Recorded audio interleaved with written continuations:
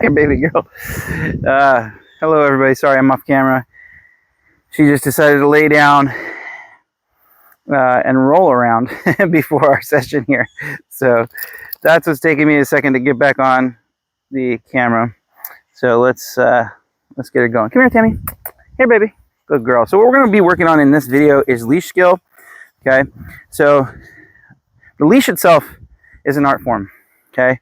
People tend to communicate too aggressively through the leash. And what they end up doing is they end up really pulling hard or always having a hard stop, like they hold too firmly, and then the dog hits the end, and now it's like, okay, what did that communication mean? Okay, so I've always liked the idea of there's a trainer named Mike DeBruzzo. He has this leash ninja. It's kind of like the way he looks at his leash skill, and it's a great way. It is truly an art form. Okay, so I have a lock, okay, in the leash, and this is how I support, her not really getting away from me, okay? And then I control the slack, and I want very smooth, yes, I want very smooth work with the leash.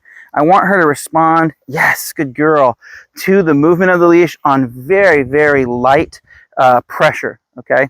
Not hard pressure. And if you take time to teach your dog exactly this,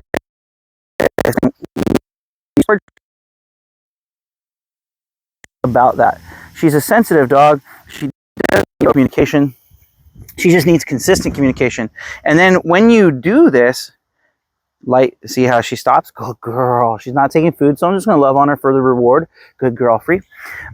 When you do this, you have a consistent form of communication. Good girl. To use with her.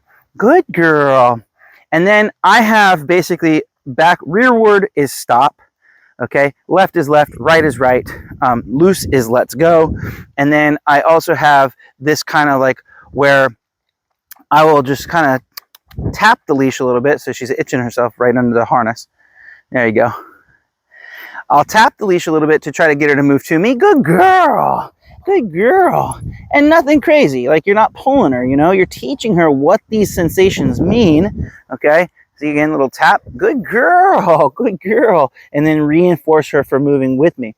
Now, once I start walking, I again set my boundary. So I've got my slack hand here. I've set the boundary. She's got about a foot worth of length. That's going to kind of keep her generally close to me.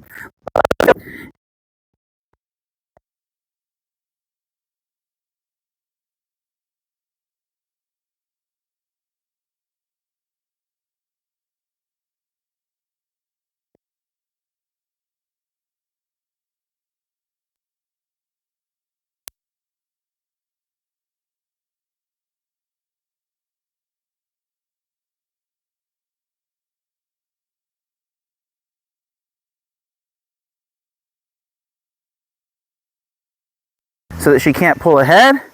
Okay. Good girl. Good girl. And then walk with her. Good girl. She's getting a little too quick. That pressure comes back this way. That should mean to stop.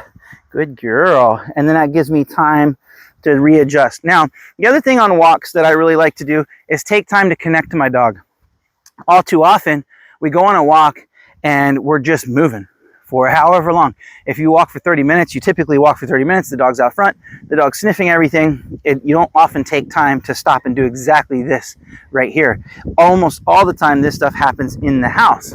And then we wonder, well, why doesn't our dog stop and give us attention on walks? Well, because we don't practice stopping and giving them attention. Okay, so definitely take time on your walks to stop and connect. Okay, connect. And if you disconnect too often on your walk, then what you're going to have is a disconnected walk. If you stop and you connect on your walk, you're going to have a dog who connects with you while you're out on your walk. It's pretty simple. Okay. Oh, what a sweet, I just love you so much.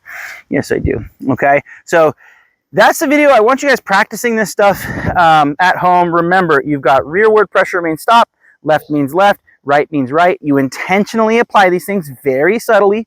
When she responds, you are either rewarding her with food or you're praising her to let her know, thank you for listening to what I told you through the leash, okay?